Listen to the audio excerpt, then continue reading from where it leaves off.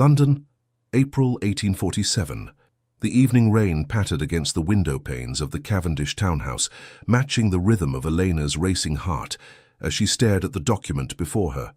The candlelight flickered across the parchment, illuminating the elegant script that would forever alter her destiny. "You understand the terms, Miss Cavendish?" The solicitor's voice cut through the tense silence of her father's study. Eleanor Cavendish lifted her golden head, her blue eyes reflecting both resignation and resolve.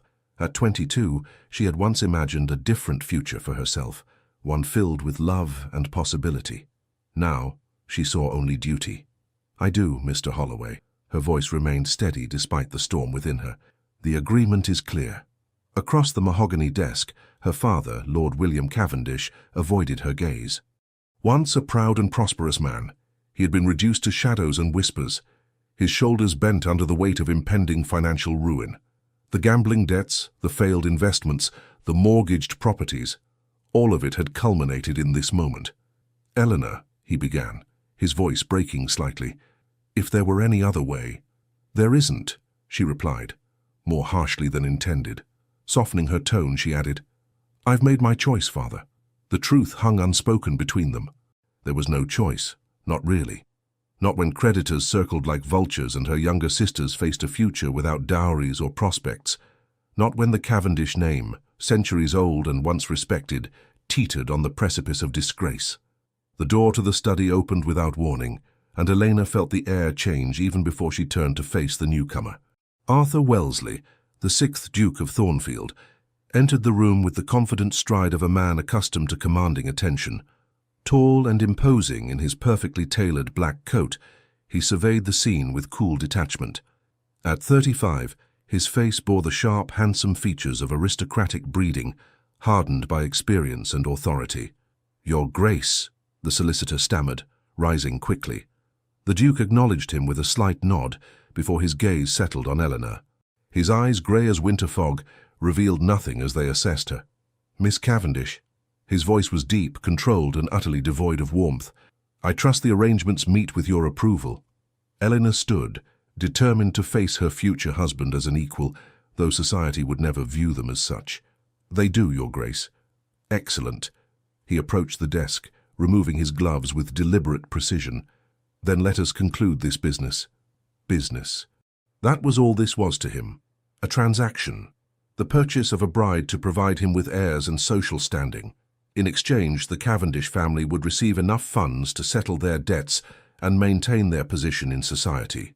The Duke took the pen offered by the solicitor and signed his name with a flourish. When he extended the pen toward Eleanor, their fingers brushed briefly. She suppressed a shiver at the contact, taking the pen and signing her own name beneath his. Arthur Wellesley, Elena Cavendish. Two names bound together on paper, soon to be joined in a union that had nothing to do with affection and everything to do with necessity. "The wedding will take place 3 weeks from today," the Duke announced, addressing her father rather than her. "I've arranged everything at St. George's. The announcement will appear in tomorrow's papers." Lord Cavendish nodded gratefully. "Your generosity honors us, Your Grace." "It is a mutually beneficial arrangement," the Duke replied evenly, finally turning his attention back to Elena. "I will send a carriage for you tomorrow afternoon, Miss Cavendish. There are matters we must discuss regarding your future responsibilities as Duchess." Elena bristled at his tone but maintained her composure. "Of course, Your Grace." As if sensing her displeasure, the corner of his mouth lifted slightly. Not quite a smile, but something akin to amusement. "Until tomorrow, then." With a formal bow to her father and a barely perceptible nod to her, the Duke of Thornfield departed as abruptly as he had arrived, leaving behind the scent of sandalwood and the oppressive weight of Elena's new reality. When the door closed, her father collapsed into his chair, relief washing over his features. "It is done," he whispered. "We are saved."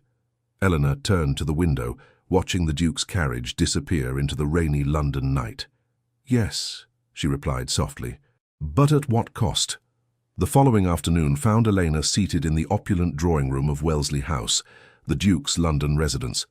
Unlike the fading elegance of her family home, everything here spoke of wealth and power, from the gleaming marble floors to the priceless artwork adorning the walls. "His Grace will see you now, Miss Cavendish," announced the butler, his posture as rigid as his tone. Elena followed him through the grand hallway, her steps echoing against the marble. The Duke's study was a masculine domain of dark wood and leather, with towering bookshelves and a massive desk positioned before tall windows overlooking the gardens. Arthur stood with his back to her, gazing out at the meticulously maintained grounds. Without turning, he spoke. "Leave us, Phillips." The butler bowed and retreated, closing the heavy doors behind him. "Please, sit." The Duke gestured to a chair opposite his desk as he finally turned to face her. Eleanor complied, arranging her pale blue skirts carefully. She would not show fear or uncertainty, no matter how intimidating she found this man who would soon be her husband. "Tea?" he offered, surprising her with this small courtesy. "Yes, thank you." He poured from a silver service himself rather than summoning a servant, another unexpected gesture. As he handed her the delicate china cup, their fingers brushed again, and Elena noticed a momentary tension in his jaw. Taking his own seat, the Duke regarded her with that same inscrutable expression. "I believe we should establish certain understandings before our wedding, Miss Cavendish." "I would agree, Your Grace." "Arthur," he corrected her, "if we are to be married, you should use my given name, at least in private."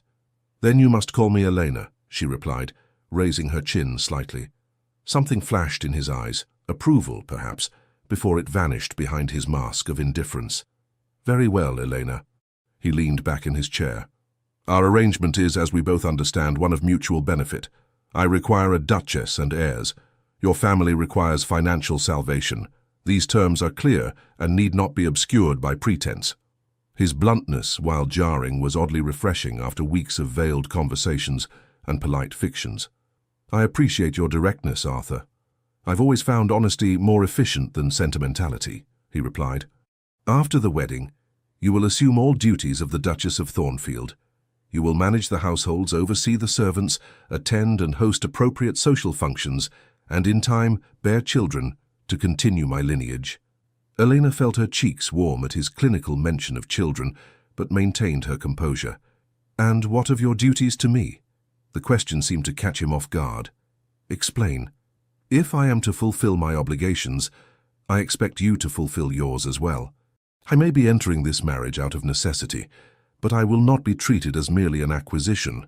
Arthur studied her for a long moment, and Elena feared she had overstepped. Then, unexpectedly, he inclined his head slightly. "Fair enough. You will have my name, my protection, my respect, and my fidelity. You and any children we may have will want for nothing. Your sisters will receive generous dowries, and your father's debts will be settled in full." He paused, his expression hardening almost imperceptibly. "What I cannot offer is the romantic attachment that young women are often led to expect from marriage. My first marriage cured me of such illusions." Eleanor had heard whispers of the Duke's brief, disastrous first marriage to Lady Caroline Somerset, who had reportedly betrayed him with his closest friend before dying in a riding accident 7 years earlier. The scandal had been substantial, even by London standards. "I do not expect romance, Your Grace, Arthur," she amended, "but I would hope for respect and perhaps in time friendship." "Respect you shall have," he replied evenly. "Friendship remains to be seen." He rose and moved to retrieve a small box from a cabinet. Returning to his desk, he placed it before her. "This belongs to the Duchess of Thornfield. It will be yours after the ceremony." Eleanor opened the box to find a magnificent sapphire and diamond ring, the ducal ring that had adorned the hand of every Duchess of Thornfield for generations. "It's beautiful," she murmured, closing the box carefully. "It is also symbolic," Arthur said. "Once you wear it, you become part of a lineage that stretches back centuries. The Wellesley name carries expectations, Eleanor. I trust you understand this." "I do." He nodded, apparently satisfied. "The dressmakers will arrive tomorrow to begin work on your trousseau. I've taken the liberty of arranging everything." "That's very—" Elena searched for the right word. "Efficient." For the first time, something resembling a genuine smile flickered across his face. "I am nothing if not efficient." As their meeting concluded and Elena prepared to depart, Arthur escorted her to the entrance hall.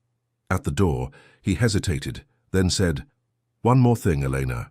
After we are married, you will reside primarily at Wellesley Abbey in Hampshire. London society can be unkind to new duchesses, particularly those whose marriages are arranged as ours has been. The implication was clear. He meant to shield her from gossip and scrutiny by keeping her away from London. While part of her appreciated the consideration, another part bristled at being hidden away like something shameful. "I'm not afraid of London society, Arthur." "Perhaps you should be," he replied cryptically. "Nevertheless, we will return for the season. By then you will be established as my duchess, and certain adjustments will have been made." Before she could question his meaning, he bowed formally and handed her into the waiting carriage. As the vehicle pulled away from Wellesley House, Elena couldn't help wondering what kind of man she was truly agreeing to marry, and whether the mask of cold indifference he presented to the world concealed something more complex beneath. The wedding of the Duke of Thornfield and Miss Eleanor Cavendish took place exactly as planned, a lavish yet sombre affair at St. George's, Hanover Square, attended by the cream of London society. Eleanor had walked down the aisle in ivory silk and Honiton lace, her golden hair adorned with orange blossoms and family diamonds, looking every inch the aristocratic bride. If observers noted the bride's solemn expression or the groom's distant manner as they exchanged vows, such observations remained discreetly whispered behind gloved hands. The union of the wealthy, powerful duke with the daughter of an old but financially diminished family surprised few. Such alliances were the backbone of aristocratic society. 3 weeks after the wedding, Eleanor found herself standing at the window of her private sitting room at Wellesley Abbey, watching spring rain sweep across the expansive grounds. The ancient estate, with its grey stone walls and centuries of history, was to be her home now, yet it still felt foreign, as did her new title and identity as Duchess of Thornfield. A soft knock at the door interrupted her thoughts. "Enter," she called, turning from the window. Mrs. Henderson, the housekeeper who had served the Wellesley family for over 30 years, stepped into the room and curtsied. "Your Grace, His Grace requests your presence in the library." Elena nodded, smoothing the folds of her emerald day dress. "Thank you, Mrs. Henderson. I'll go to him now." As she made her way through the long gallery lined with ancestral portraits, Elena couldn't help feeling the weight of their painted gazes. Generations of Wellesley women who had come before her, each one born to the role she was now struggling to inhabit. The past 3 weeks had been a careful dance of politeness between her and Arthur. They took breakfast separately, dined together formally in the evening, and retired to separate chambers at night. The marriage remained unconsummated, a fact that both relieved and puzzled Eleanor. Arthur treated her with unfailing courtesy, but maintained an emotional distance that seemed unbridgeable. She found him in the library, seated at his desk surrounded by correspondence and account books. The afternoon light filtered through the tall windows, catching the silver at his temples, the only indication of age in his otherwise vigorous appearance. "You wish to see me, Arthur?" she asked from the doorway. He looked up, his expression softening almost imperceptibly at the sight of her. "Yes, Eleanor, please come in." Setting aside his papers, he gestured to a chair near the desk. "I've had word from London. Lady Pemberton is hosting her annual midsummer ball in 3 weeks. We are expected to attend." Eleanor felt a flutter of both excitement and apprehension. "We're returning to London." "Briefly," he confirmed. "It would be noticed if we were absent, particularly so soon after our marriage. Speculation is unhelpful." The practical consideration behind his decision was clear, yet Elena couldn't help feeling that there was more to it than social obligation. "Is there something specific about this ball that concerns you?" Arthur's gaze sharpened. In their short time together, she had noticed his surprise whenever she perceived more than he intended to reveal. "You are perceptive," he acknowledged. "Lady Pemberton is a significant figure in society, and her favor can influence many. More importantly, she was my mother's closest friend and has certain expectations regarding my marriage." "She disapproves of me," Eleanor surmised. "She hasn't met you," Arthur replied evenly, "but she had other candidates in mind for my second wife. Her own niece, Lady Beatrice Ashworth, chief among them." The name was familiar.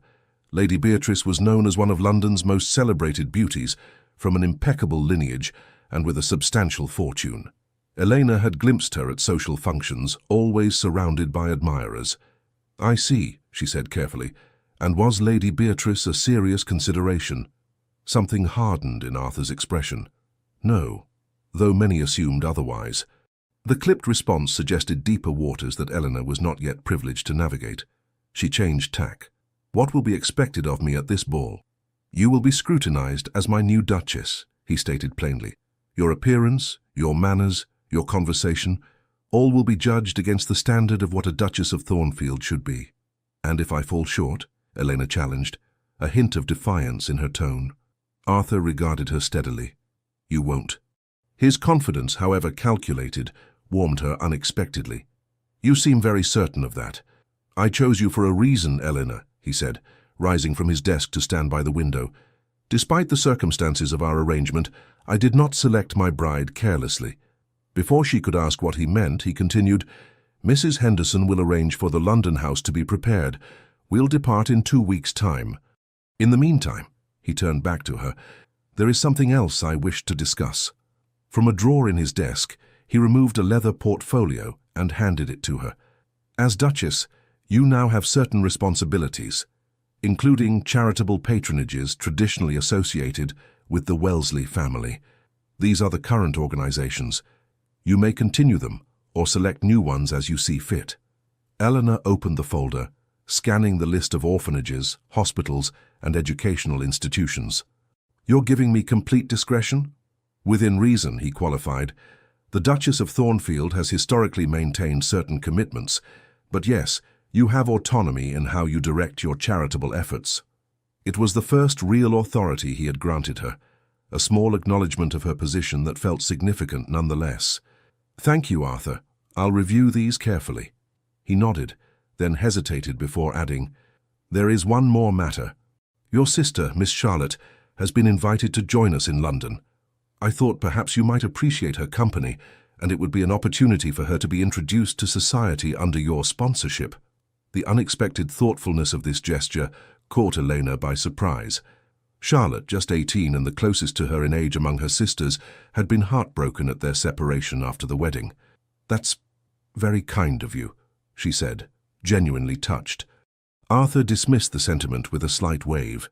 "It's practical. Your sister will need to make an advantageous match eventually. Association with the Thornfield name will only improve her prospects." Even as he framed the invitation in terms of practicality, Eleanor sensed there might be more to it. A small concession to her happiness, perhaps. Or merely another calculated move in whatever game he was playing. "Still, I am grateful," she persisted. "Charlotte will be overjoyed." A fleeting softness passed over his features. Then it settled. "You may write to her today if you wish." As their meeting concluded and Elena rose to leave, Arthur called after her, "One more thing, Elena." She turned questioningly. "For the Pemberton ball?" He hesitated, then continued with unusual hesitation, "Lady Beatrice and her circle can be challenging. If at any point you find yourself uncomfortable, you need only signal to me. I would not have you distressed." The concern, however formally expressed, suggested a protectiveness she hadn't expected. "Thank you, Arthur, but I believe I can manage Lady Beatrice and her friends." A ghost of a smile touched his lips. "I don't doubt it. Still, the offer stands." As Elena left the library, she felt a subtle shift in the atmosphere between them. Not quite warmth, but perhaps the first fragile bridge across the chasm of their arranged union. The Pemberton townhouse blazed with light, a beacon of aristocratic splendor in Berkeley Square. Carriages lined the street, disgorging finely dressed nobles into the warm June evening. Inside, crystal chandeliers cast their glow over marble floors and gilded furnishings, while an orchestra played from the ballroom, and champagne flowed freely. Helena stood at the top of the grand staircase, acutely aware of every eye that turned in her direction, as the majordomo announced, "His Grace, the Duke of Thornfield, and Her Grace, the Duchess of Thornfield." Arthur stood beside her, resplendent in formal evening wear, his expression unreadable as always. As they descended, he placed her hand on his arm, leaning close to murmur, "Remember who you are now." The simple reminder straightened her spine and lifted her chin. She was Duchess of Thornfield. Regardless of how she had attained the title, it was hers now, and she would wear it with dignity. Lady Pemberton awaited them at the foot of the stairs, an imposing woman in her 60s, dressed in plum silk with an impressive display of diamonds at her throat. Her shrewd eyes assessed Elena with undisguised curiosity. "Arthur, my dear boy," she greeted him with obvious affection, offering her cheek for his kiss. "How well you look." "Lady Pemberton," he replied warmly. "May I present my wife, Elena, Duchess of Thornfield?" The older woman's smile cooled several degrees as she turned to Elena. "Your Grace," she acknowledged, with a perfectly correct, yet somehow diminished curtsy. "Welcome to my home. We are almost interested to make your acquaintance." "You're very kind, Lady Pemberton," Elena replied smoothly, refusing to be intimidated. "Arthur has spoken highly of your long friendship with his family." "Has he indeed?" Lady Pemberton's gaze flickered to Arthur, who remained impassive. "Well, the Wellesleys have been dear to me for decades. I knew Arthur's mother from our days as debutantes. Her emphasis on lineage was subtle but unmistakable. How fortunate to have such enduring connections," Elena replied, maintaining her composure. Lady Pemberton's lips thinned slightly. "Yes, well, do enjoy the ball. Arthur, Beatrice was asking after you earlier. I believe she's by the terrace doors." With a final assessing glance at Elena, she moved away to greet other guests. "Round one," Arthur murmured, a hint of sardonic amusement in his voice. "You handled her well." "The evening is young," Elena replied under her breath. As they circulated through the crowded ballroom, the pattern of reception became clear. Those who depended on the Duke's goodwill or business, and there were many, greeted Elena with excessive deference. Others, secure in their own position, displayed a range of reactions from polite curiosity to barely concealed disdain. The whispers followed them. Cavendish girl, family nearly ruined, arranged match, no dowry to speak of. Arthur seemed oblivious to the undercurrent, or perhaps merely accustomed to it. He performed his social duties with practiced efficiency, introducing Elena to a blur of faces and titles. It was during a brief moment alone, while Arthur was engaged in conversation with a government minister, that Elena first encountered Lady Beatrice Ashworth directly. "Your Grace," came a melodious voice from behind her. "How delightful to finally meet you." Elena turned to find herself face to face with a striking woman approximately her own age. Lady Beatrice was undeniably beautiful, with glossy dark hair, luminous skin, and eyes the color of amber. Her burgundy gown emphasized her perfect figure, and diamonds glittered at her ears and throat. "Lady Beatrice," Eleanor acknowledged, instantly recognizing her from Arthur's description. "The pleasure is mine." Beatrice's smile was a masterpiece of social artifice. "I must congratulate you on your marriage. It was all so sudden. Arthur is notoriously selective, you know." We were all quite astonished when the announcement appeared. "Thank you," Elena replied simply, refusing to engage with the implied question. Undeterred, Beatrice continued, her voice honeyed with false warmth. "You must find it all rather overwhelming. The title, the responsibilities. Thornfield has been without a duchess for so long. Arthur's mother, the late Duchess, was such a formidable woman. They say Wellesley Abbey has never been the same without her guiding hand." "Every generation brings its own changes," Elena observed carefully. "Change can be refreshing." "How progressive of you," Beatrice remarked with a tinkling laugh that attracted the attention of nearby guests. "Though some traditions are sacred, wouldn't you agree? Especially in families like the Wellesleys, where lineage is everything." The barb was expertly delivered, reminding Elena and anyone listening of her comparatively modest background. "Traditions evolve, Lady Beatrice," Elena countered calmly. "Otherwise we'd all still be living in caves." A flash of anger crossed Beatrice's perfect features before she composed herself. "How charmingly unconventional. But then, Arthur always did have unexpected tastes, even in his first marriage." The reference to Caroline, Arthur's first wife, was deliberately provocative. Elena maintained her smile, though her pulse quickened at the obvious attack. "If you'll excuse me," she said, preparing to step away, "I should rejoin my husband." "Of course," Beatrice replied, her voice rising just enough to be heard by those nearby. "Though one does wonder how long Arthur's interest will last this time. He's always been restless, you know, always seeking something new when the shine wears off the old." Before Elena could respond, a new voice entered the conversation, cool, measured, and unmistakably authoritative. "Lady Beatrice," Arthur said, materializing at Elena's side, "I see you've met my wife." Beatrice's demeanor transformed instantly. her face softening into a look of undisguised adoration. "Arthur, I was just becoming acquainted with the new Duchess. How remiss of you not to introduce us sooner." "An oversight," he replied, his tone revealing nothing as he placed a protective hand at the small of Elena's back. "If you'll excuse us, I believe this waltz belongs to my wife." Without waiting for a response, he guided Elena toward the dance floor, his touch firm but gentle. As they took their positions for the waltz, Elena noted the tension in his jaw. "I apologize," he said quietly, as they began to move with the music. "I should have anticipated Beatrice would approach you." "There's no need for apology," Elena assured him, surprised by his concern. "I can handle a few barbed comments." His gaze was intent as he studied her face. "She mentioned Caroline." "Briefly," Elena confirmed. Then, emboldened by his apparent displeasure with Beatrice, asked, "Was there ever any truth to the rumors about you and Lady Beatrice? That she was intended to be your second wife?" Arthur's expression darkened. Beatrice's expectations were her own creation, encouraged by Lady Pemberton. "I never gave her reason to believe I would offer for her." The dance brought them closer, his hand warm against her waist. "Why not?" Elena found herself asking. "She's beautiful, well-connected, wealthy, and reminds me too much of Caroline," he finished bluntly. The candid admission surprised her. It was the first time he had voluntarily mentioned his first wife. "I see," Elena murmured, though in truth she understood very little about the man who was now her husband, his past pains, his present motivations, or what he truly wanted from their arrangement beyond its practical benefits.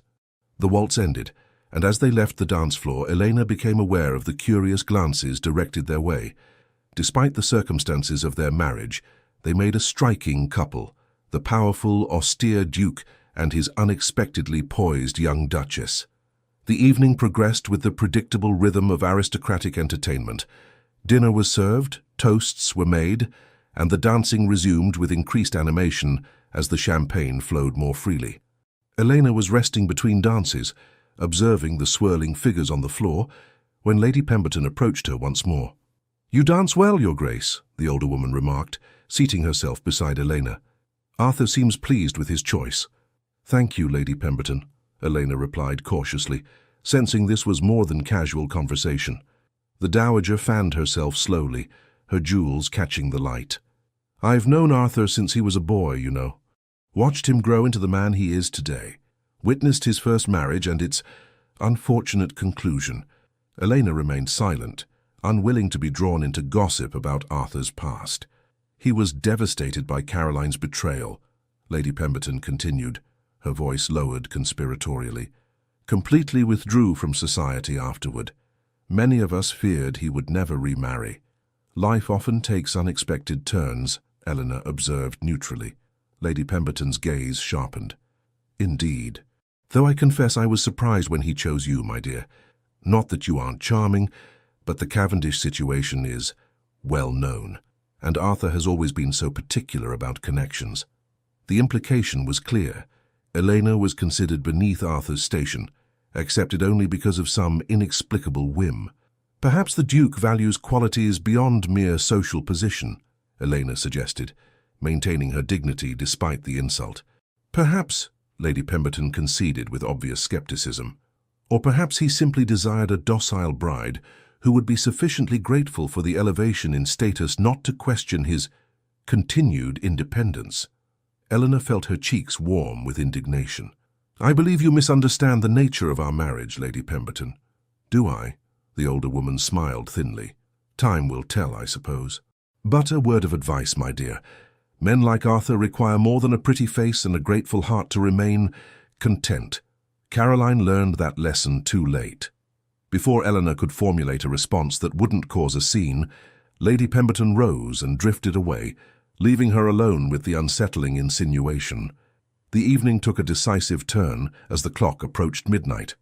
Eleanor, momentarily separated from Arthur, as he spoke with a group of gentlemen, found herself surrounded by Beatrice and 3 other ladies of similar rank and temperament. "Your Grace," Beatrice greeted her with exaggerated deference, her amber eyes glittering with malice barely concealed beneath a veneer of politeness. "We were just discussing the recent changes at Wellesley Abbey. I understand you've been making alterations to the Duchess's suite." Eleanor straightened, instantly alert to the danger. "Minor refreshments only. The Abbey has a distinguished history that deserves respect." "How diplomatic," remarked one of Beatrice's companions, Lady Sophia Harrington, if Eleanor recalled correctly.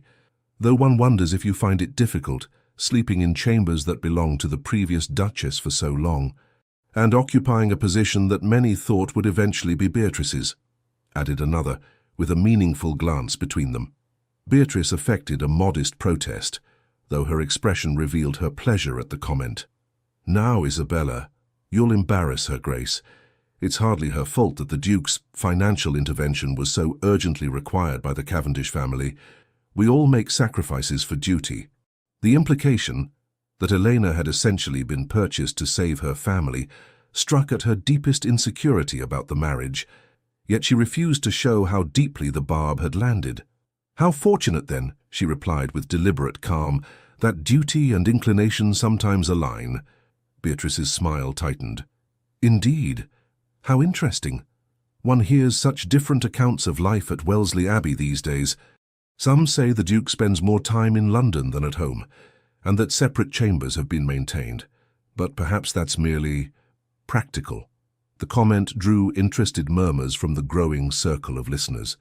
Elena realized with dismay that they had attracted an audience and that Arthur was nowhere in sight. "Lady Beatrice," she began, keeping her voice even despite her racing heart, "I'm not sure what purpose these insinuations serve, but—" "Oh, no insinuations, Your Grace," Beatrice interrupted, her voice rising slightly to ensure it carried to those nearby. "Merely observations. After all, everyone understands the arrangement. The Duke required a duchess for appearance's sake, and your family required salvation from ruin. A perfectly reasonable exchange." The blunt statement, delivered in the midst of the ballroom, sent a ripple of shocked whispers through the assembled guests. Elena felt the blood drain from her face as dozens of eyes turned toward her, some pitying, others avid with curiosity or disdain. She began, but Beatrice pressed her advantage mercilessly. "There's no need for pretense among friends, Your Grace. We all admire your practicality, and the Duke's generosity, of course. Though one does wonder—" Here she paused dramatically, ensuring maximum impact for her next words, "how it feels to know you were chosen not for yourself, but merely as the most convenient vessel for the Wellesley heir. A transaction rather than a union." The calculated cruelty of the attack, delivered with such precision in such a public setting, momentarily robbed Elena of response. In that terrible silence, she felt the weight of every stare, every whispered comment, every judgment. Then suddenly the crowd parted, and Arthur was there, his expression thunderous as he took in the scene before him. His gaze moved from Eleanor's pale face to Beatrice's triumphant smile, understanding instantly what had transpired. "Lady Beatrice," he said, his voice dangerously quiet, "I believe you've overstepped." Beatrice's confidence wavered slightly at his tone, but she attempted to maintain her position. "Arthur, I was merely making conversation with your—" "My wife," he interrupted coldly, "the Duchess of Thornfield, to whom you owe both respect and courtesy, neither of which you appear capable of offering." The rebuke, delivered with such public firmness, caused Beatrice to flush deeply. "I meant no offense," she stammered, suddenly aware of the turning tide as Arthur's clear anger registered with the onlookers. "Yet offense was given," Arthur replied, his voice carrying easily in the hushed ballroom, "and not for the first time. Your persistent inability to accept reality has become tiresome, Beatrice." He turned to Elena then, and what happened next would become the talk of London for months to come. In full view of the assembled aristocracy, the Duke of Thornfield, known for his reserve and formality, took his wife's face gently between his hands and kissed her. Not a chaste, perfunctory gesture, but a kiss of unmistakable passion and possessiveness that left no doubt about his feelings. When he finally drew back, his eyes remained locked with Elena's, something fierce and protective in his gaze. "Come, my love," he said, loud enough for those nearby to hear clearly. "I believe we've had quite enough of this evening's entertainment." The silence that followed them as Arthur led Elena from the ballroom was profound, broken only by the furious sobs of Lady Beatrice and the excited whispers that erupted in their wake. In the carriage returning to their London residence, Elena sat in stunned silence, her fingers pressed to lips that still tingled from his unexpected kiss. "Why did you do that?" she finally asked, as they traveled through the quiet streets. Arthur, seated opposite her, regarded her with an expression she couldn't quite decipher in the dim light. "Because it was necessary." "Necessary," she repeated, a hint of bitterness creeping into her voice. "To salvage appearances, you mean?" "No," he said quietly. "To protect what is mine." The possessive declaration hung between them, complicated by all that remained unsaid. Elena studied his face, searching for some clue to the emotions behind his controlled exterior. "Lady Beatrice was not entirely wrong, was she?" she asked, needing to confront the truth between them. "Our marriage was a transaction." Arthur's jaw tightened. "It began that way," he acknowledged, "but Beatrice was wrong about why I chose you." "Then why did you?" Elena pressed, emboldened by the events of the evening. "Out of all the eligible women in London, why select the daughter of a ruined family?" The carriage swayed gently as it continued through London's darkened streets. Arthur's face was half in shadow, but Elena could see the tension in his shoulders, the careful control in his expression as he considered her question. "I chose you," he finally said, his voice low, "because unlike the others, you looked at me rather than my title or fortune." Elena's breath caught at this unexpected admission. "When we first met, at Lady Harrington's musical evening last winter," he continued, "you were the only woman in the room who didn't simper or scheme. You spoke your mind about Beethoven's sonata, while everyone else merely echoed whatever opinion they thought I held. That impressed me." Elena remembered the evening well, a brief, unremarkable conversation she'd nearly forgotten. She had no idea he'd even noticed her. "I observed you after that," Arthur admitted. "The way you cared for your sisters, your dignity despite your family's declining circumstances, your intelligence. When I learned of your father's situation, I saw an opportunity that could benefit us both." His gaze met hers directly now. "I didn't want another Caroline, someone who married me for my position while harboring resentments and desires elsewhere. I wanted someone with strength of character, who would uphold the responsibilities of a duchess, someone who understood duty and loyalty." "You make me sound like a suitable horse," Elena said softly, "chosen for good breeding and temperament." A flicker of something, regret perhaps, crossed his face. "That was not my intention. I meant to compliment your character, not diminish your worth." The carriage turned into the courtyard of their London house, and Arthur hesitated before adding, "What happened tonight, Beatrice's cruelty, was my fault. I should have anticipated it and protected you better." "I don't need protection," Elena insisted, though his concern touched her. "Only honesty." As the carriage stopped, Arthur surprised her by moving to sit beside her, taking her gloved hand in his. "Then honestly, Eleanor, I am pleased with our arrangement, more than I expected to be." It wasn't a declaration of affection, but from this reserved, guarded man it felt significant. The warmth of his hand through her glove, the intensity of his gaze, these spoke of something evolving between them that neither had anticipated. The footman opened the carriage door, interrupting the moment. Arthur helped her down, his hand remaining at the small of her back as they entered the house. In the grand entrance hall, he paused. "Tomorrow we return to Wellesley Abbey," he said, "unless you prefer to remain in London longer." "No," Elena decided. "I think we've given society enough to gossip about for one evening." Something like amusement flickered in his eyes. "Indeed. Good night, Elena." He bent and, to her surprise, placed a gentle kiss on her forehead before turning toward his study. "Arthur," she called after him, gathering her courage. "That kiss at the ball, was it merely for appearance's sake?" He stopped but didn't turn fully. "No," he said simply. "It was not." With that cryptic response, he disappeared down the corridor, leaving Elena to contemplate this new, confusing shift in their carefully negotiated relationship. The return to Wellesley Abbey brought a subtle but unmistakable change in their dynamic. While they still maintained separate chambers and many of the formal aspects of their arrangement, other boundaries began to blur. Arthur no longer confined himself exclusively to his study, but joined Elena in the library or drawing room in the evenings. They spoke of books, music, the estate management, conversations that gradually became less guarded, occasionally even warm. On a particularly fine morning in late June, Elena was reviewing correspondence in her sitting room when a knock came at the door. To her surprise, it was Arthur, rather than a servant, who entered at her invitation. "I thought you might like to see the Eastern Gardens today," he said without preamble. "The roses are at their peak, and the head gardener tells me you've taken an interest in his work." The invitation, so casually offered, represented another small breach in the wall between them. "I'd like that very much," Eleanor replied, setting aside her letters. They walked together through the formal gardens, the morning sun warming the ancient stone walls and highlighting the vibrant blooms. Arthur, to her surprise, knew the history of every section, which Duchess had commissioned, which planting, how the design had evolved over generations. "My mother loved these gardens," he told her, as they paused by a particularly magnificent display of white roses. "After she died, my father let them fall into disrepair. When I inherited, restoring them was one of my first projects." It was the most personal information he had volunteered about his family, and Eleanor treasured the small confidence. "They're beautiful," she said sincerely.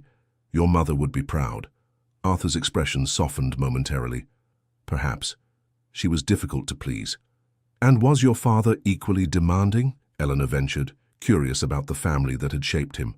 "My father was," he paused, choosing his words carefully, "a traditional duke, concerned with duty, lineage, appearances, not given to displays of affection or approval." The measured description suggested deeper complexities that Arthur wasn't ready to share, but even this glimpse into his past felt like progress. As they continued their walk, Elena gathered her courage to address what had remained unspoken between them since their return from London. "Arthur, about what happened at the Pemberton ball—" "You were exemplary," he interrupted. "Lady Beatrice behaved abominably, but you maintained your dignity admirably." "Thank you. But that's not what I meant to discuss," Elena persisted gently. "Since that night, things between us have seemed different."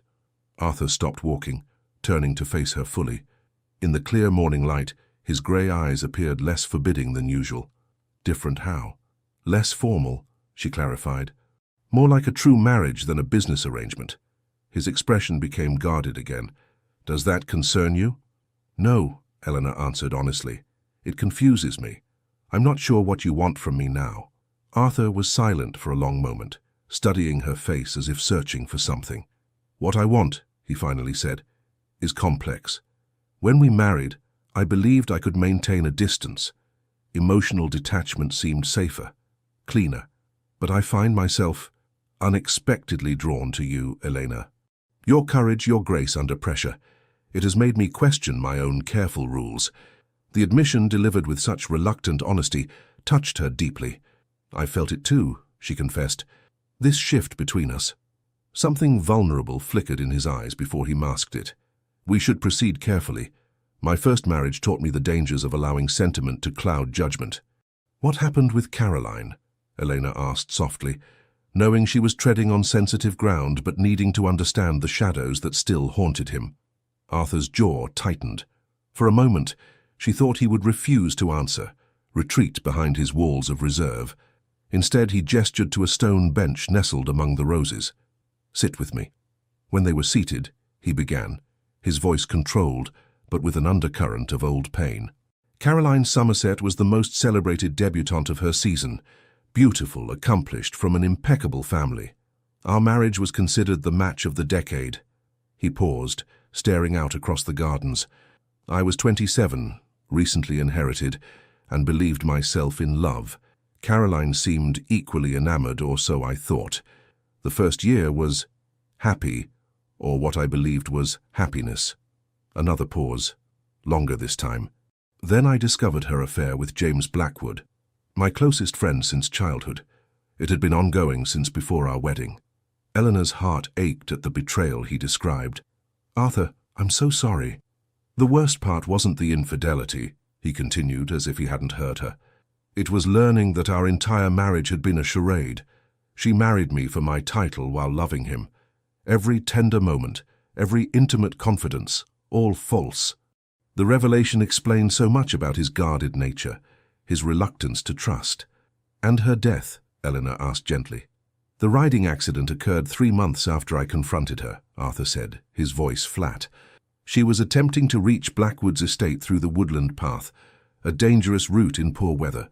Her horse stumbled on the rain-slick stones of the old bridge. His hands clenched slightly. Society blamed me, of course. Whispers that I had driven her to desperation, that I had been cold and unforgiving. Lady Pemberton was particularly vocal in her criticism. "Is that why you avoided remarrying for so long?" Arthur nodded slowly. Marriage seemed an unnecessary risk. I had an heir in my nephew, my younger brother's son. There seemed no reason to subject myself to potential betrayal again. "Until your family's financial difficulties created an opportunity," Eleanor supplied, unable to keep a hint of hurt from her voice. He turned to her then, his expression intense. "Yes, initially. But Eleanor, you must understand. I selected you specifically because I believed you incapable of Caroline's kind of deception. You've never pretended to feel what you don't." "And what do you believe I feel now?" she asked quietly. Arthur's gaze searched her face. "I don't know," he admitted. "That uncertainty is discomforting, yet I find myself wanting to discover the answer." The confession, halting and imperfect, nevertheless represented a profound shift in their relationship, an acknowledgement that whatever had begun as a transaction had evolved into something neither of them had anticipated. Before Elena could respond, the moment was interrupted by the arrival of Mrs. Henderson, hurrying down the garden path with uncharacteristic haste. "Your Grace," she called, addressing Arthur, "a messenger has arrived from London. Lord Cavendish has suffered an apoplectic fit. He's asking for Her Grace." Eleanor felt the blood drain from her face. "Father," she whispered, rising quickly, "how serious is it?" "The message didn't say, Your Grace," Mrs. Henderson replied sympathetically, "only that your presence is urgently requested." Arthur stood, immediately decisive. "Have the travelling carriage prepared immediately," he instructed the housekeeper, "and send word to Dr. Morris to meet us in London." To Eleanor he added, "Go and pack whatever you need. We'll depart within the hour." His efficiency was a comfort in her distress. "Thank you, Arthur. He's your father," he replied simply. "Of course we must go to him." The journey to London passed in anxious silence. Arthur had arranged for fresh horses at each posting station, enabling them to make the trip in record time, yet it still felt agonizingly slow to Elena. He sat beside her rather than opposite, his steady presence providing silent support as she wrestled with fear for her father's condition. They arrived at the Cavendish townhouse well after midnight. Charlotte met them at the door, her young face pale with worry as she embraced her sister. "Oh, Elena, I'm so relieved you've come. How is he?" Eleanor asked urgently. "Stable for now," Charlotte replied, leading them upstairs. "Dr. Winters says it was a severe attack, but Father is strong. He's been asking for you continuously." Outside Lord Cavendish's bedchamber, Eleanor hesitated, turning to Arthur. Would you come in with me?" The request seemed to surprise him, but he nodded. "If you wish it." Lord Cavendish lay propped against pillows, his once robust frame diminished, his complexion alarmingly grey. His eyes, however, brightened at the sight of his eldest daughter. "Elena," he whispered, extending a trembling hand. "My dear girl." She rushed to his side, taking his hand carefully. "Father, we came as quickly as we could." "We," he repeated, his gaze moving past her to Arthur, who stood respectfully at the foot of the bed. "Your Grace, you brought her yourself." "I am grateful." Arthur inclined his head. "You need not thank me, sir. Elena is my wife. Her family is now my family as well."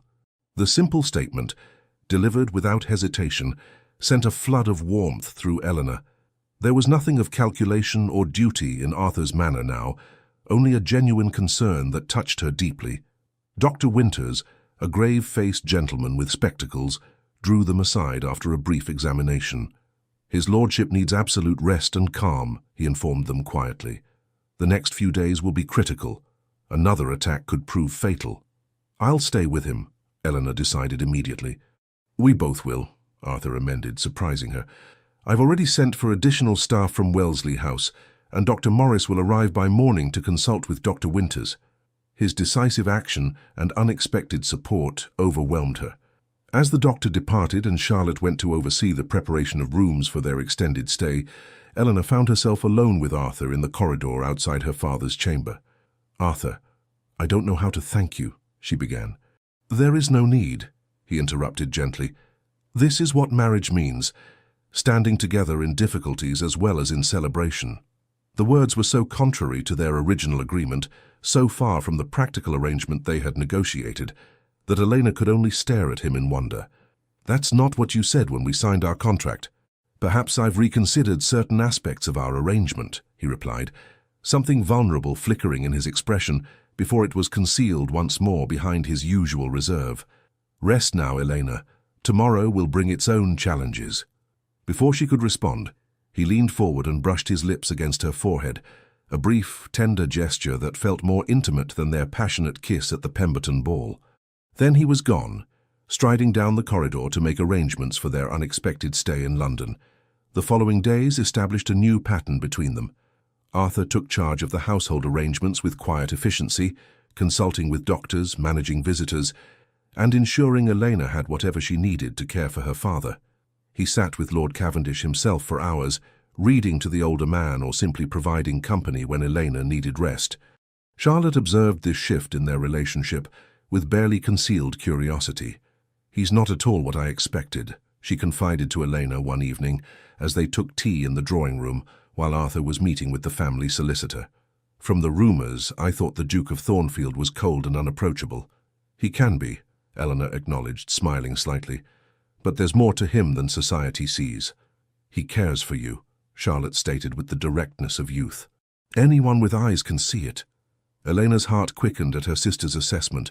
"Our relationship is evolving," she admitted cautiously. "It began as one thing and is becoming something else entirely." "Something better?" Charlotte pressed hopefully. "Something truer," Elena replied after considering her words carefully, "though I'm not yet certain where it leads." That uncertainty remained as Lord Cavendish gradually recovered over the following 2 weeks. The crisis had brought Elena and Arthur closer in ways neither had anticipated, but neither had spoken directly of the change between them. They worked together as partners during the day, but still retired to separate chambers at night, a physical distance that increasingly failed to reflect their emotional proximity. On a warm July evening, with Lord Cavendish finally well enough to sit up in a chair by the window, Arthur found Elena alone in the small garden behind the townhouse. She stood among the neglected roses, lost in thought as the setting sun cast long shadows across the overgrown beds. "Your father seems much improved," he observed, coming to stand beside her. Eleanor nodded, grateful for his steady presence these past difficult weeks. "Dr. Morris believes he may be able to travel to Bath by the end of the month. The waters there might help his complete recovery." "I've already made inquiries about suitable accommodations," Arthur told her, "and arrangements for Charlotte and your younger sisters to join him there." The thoughtfulness of this gesture, anticipating her family's needs without being asked, moved her deeply. "Arthur, I don't know how to thank you for everything you've done. You've gone far beyond what our arrangement required." He was silent for a moment, his expression unreadable in the gathering twilight. "Perhaps we should discuss our arrangement, as you call it." Elena's heart quickened at his serious tone. "What about it? I find it no longer accurately reflects the reality between us," he stated carefully. "When I proposed our marriage, I believed I could maintain a practical detachment. Recent events have challenged that assumption." She held her breath, afraid to hope yet unable to suppress the warmth spreading through her at his words. "In what way?" Arthur turned to face her fully, his customary reserve giving way to an intensity that made her pulse race. "I care for you, Elena, far more than I intended or expected. These weeks, seeing your strength and grace under pressure, your devotion to your family, they have affected me profoundly." "Arthur," she whispered, hardly daring to believe what she was hearing. He took her hands in his touch gentle yet firm. "I don't expect you to return these feelings. Our marriage began as a practical arrangement, and you have fulfilled your part admirably. But I find I want more than what we agreed upon. I want a true marriage, in every sense." The vulnerability in his admission, this proud, guarded man laying his heart before her, moved Elena beyond words. In that moment, she recognized the truth of her own feelings, growing steadily since that kiss at the Pemberton ball, perhaps even before. "I want that too," she confessed softly. "I've come to care for you, Arthur, the man behind the Duke's facade. These weeks have shown me who you truly are, beyond titles and transactions." Something like wonder crossed his face at her words. Slowly, giving her every opportunity to withdraw, he drew her closer. "May I kiss you, Elena? Not for appearances or obligation, but because I desire it more than anything." In answer, she lifted her face to his. This kiss was different from their first, not a public declaration or statement of possession, but a tender exploration, a beginning rather than a tactical maneuver. His arms encircled her waist, drawing her against him as the last light faded from the garden and the first stars appeared above them. When they finally parted, Arthur rested his forehead against hers. "Come home with me," he murmured, "to Wellesley Abbey, not as my Duchess in name only, but as my wife in truth." "Yes," Elena whispered, her heart full of newfound hope. "Yes, I will." Autumn painted the Hampshire countryside in brilliant hues of gold and crimson as the carriage bearing the Duke and Duchess of Thornfield passed through the massive gates of Wellesley Abbey. 3 months had elapsed since Lord Cavendish's illness and the transformation of Elena and Arthur's marriage from arrangement to genuine union. After ensuring her father's comfortable establishment in Bath, with Charlotte and the younger girls settled nearby under the supervision of a respectable companion, Elena had returned with Arthur to Wellesley Abbey in August.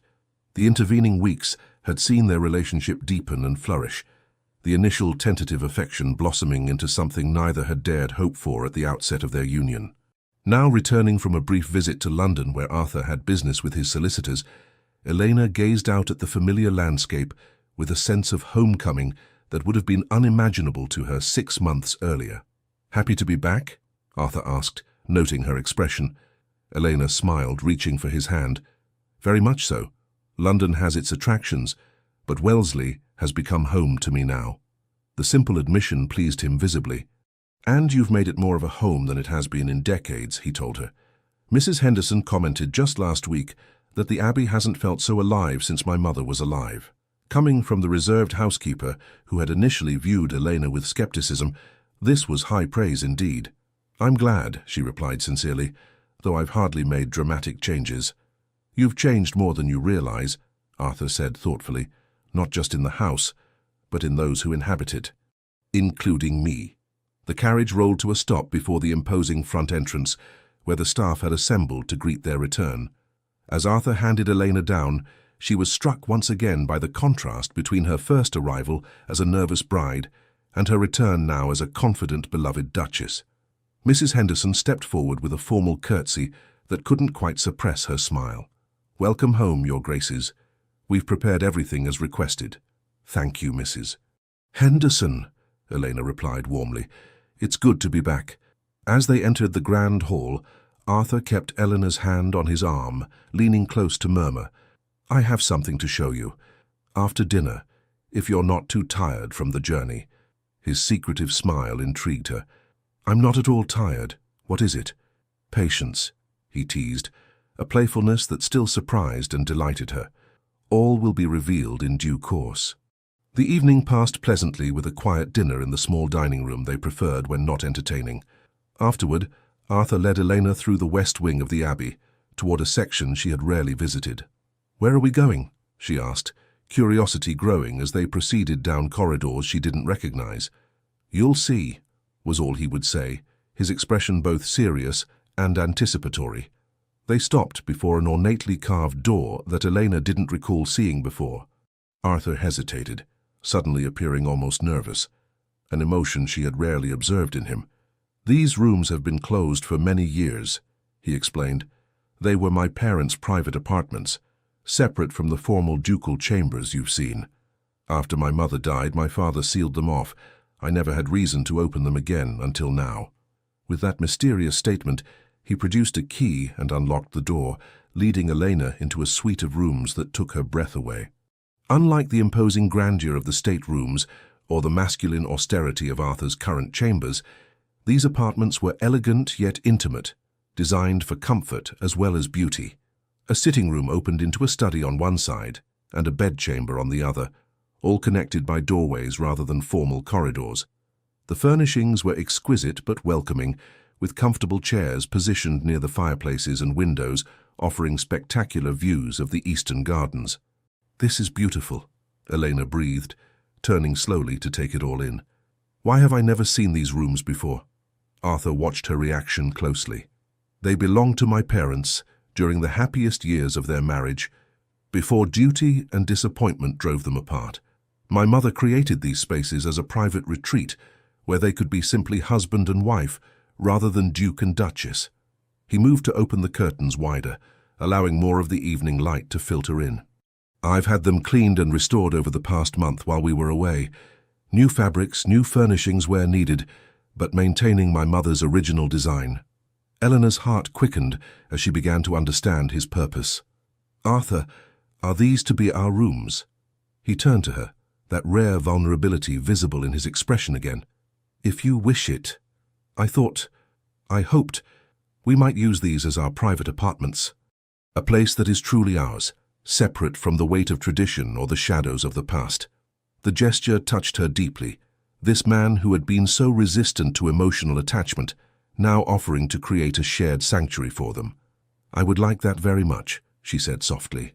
Relief and pleasure crossed his face. "There's one more thing," he added, leading her toward a smaller door she hadn't noticed. "This was my mother's particular pride." The door opened onto a private walled garden, sheltered from view and accessible only from their apartments. Even in October it remained beautiful, a tranquil oasis with stone benches, a small fountain, and late-blooming flowers still offering color against the autumn foliage. "It's perfect," Elena whispered, overwhelmed by the thoughtfulness of his surprise. "Absolutely perfect." Arthur's expression softened as he watched her delight. "I wanted to create something new for us, not bound by the constraints of our beginning or the expectations of others. A place that belongs only to Elena and Arthur, not to the Duke and Duchess of Thornfield." The distinction was meaningful, acknowledging how far they had come from their initial roles. Elena moved to stand before him, reaching up to touch his face gently. "Thank you for this gift, for everything." He caught her hand, pressing a kiss to her palm. "I have one more confession to make," he said, his voice low and intimate in the gathering dusk. "What is it?" she asked. "When I told you I observed you before proposing our arrangement, that wasn't entirely accurate," Arthur admitted. "The truth is, I noticed you the first moment you entered Lady Harrington's musical. You stood apart from the others, genuine, unaffected. Something about you called to me even then, though I wasn't ready to acknowledge it." He drew her closer, his arms encircling her waist. "When I learned of your family's difficulties, I told myself I was being practical, strategic, that our marriage would be a sensible solution for both of us. But I think, even then, some part of me was seeking a reason to claim you." The confession, this proud man acknowledging the emotions he had denied even to himself, moved Eleanor deeply. "And now," she whispered. "What do you seek now?" "Only this," he replied simply. "You, us. A life together built on truth rather than arrangement."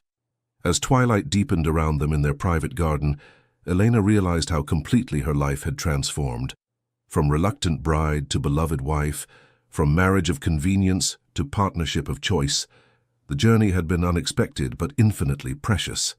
"I love you, Arthur," she said, the words she had held back for weeks, finally finding voice.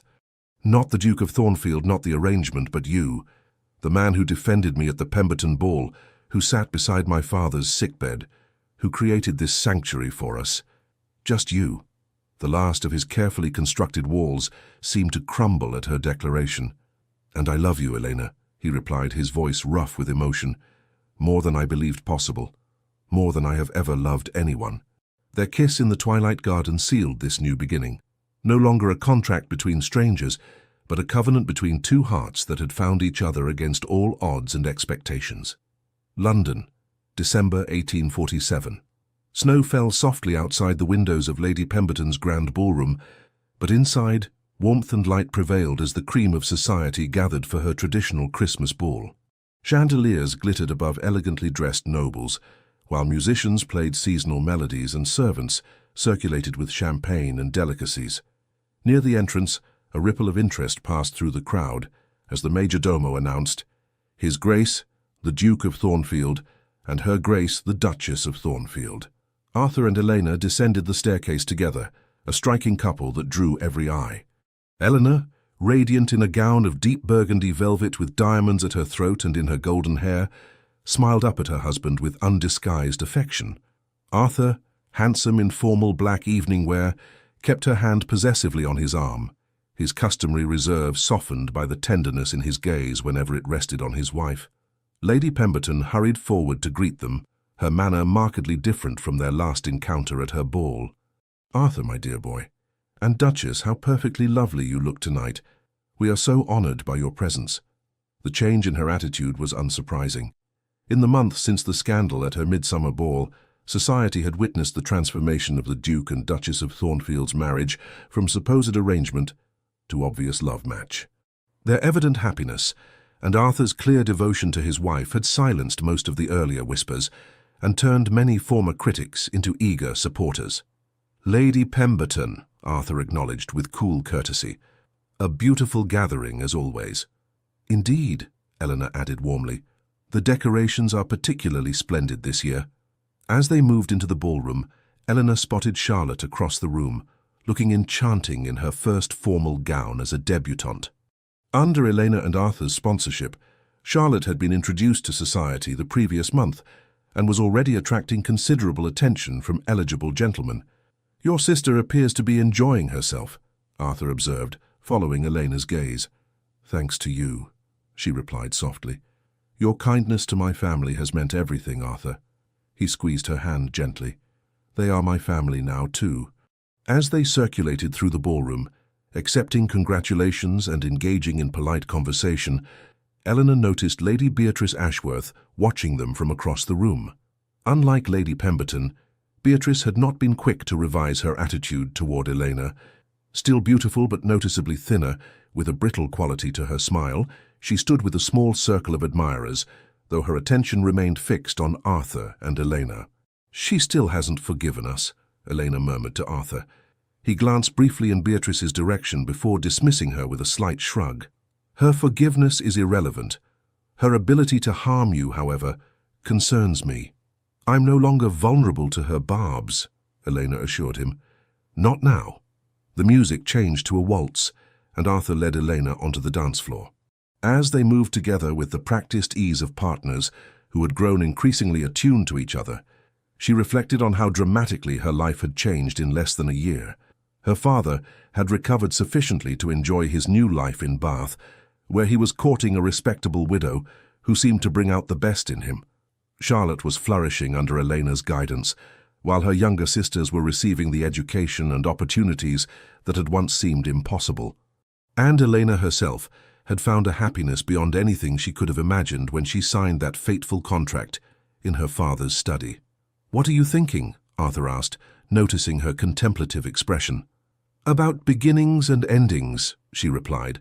"How what began as necessity has become the greatest joy of my life." His eyes softened. "Mine as well." As the waltz ended, Arthur kept her hand in his. "There's something I've been meaning to tell you," he said, leading her toward a quieter corner of the ballroom. "I received word from Dr. Morris yesterday." Elena's pulse quickened at his serious tone. "Is it about father? Has he suffered a relapse?" "No, nothing like that," Arthur assured her quickly. "It's about you, Elena. The symptoms you've been experiencing, the morning fatigue, the sensitivity to certain foods." Understanding dawned, and Elena's hand went instinctively to her abdomen.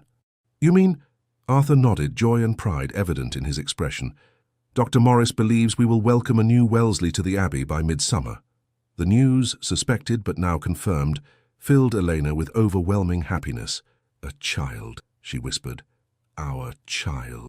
Arthur drew her closer, propriety momentarily forgotten as he pressed his forehead to hers. "The first of many, I hope," he murmured. "If you're willing." "Very willing," she assured him, blinking back happy tears. From across the room, Lady Beatrice watched their intimate exchange with narrowed eyes. Unable to contain her curiosity and resentment, she approached them with a brittle smile. "Your Graces," she greeted them with exaggerated deference. "How delightful to see you again after so many months." "Lady Beatrice," Arthur acknowledged coolly, his arm protectively around Elena's waist. Beatrice's gaze flicked between them, noting their obvious closeness. "Society has missed your presence these past months. Hiding away at the Abbey, I understand." "Enjoying my wife's company," Arthur corrected firmly. "A pleasure I would recommend to any husband fortunate enough to have married for love rather than convenience."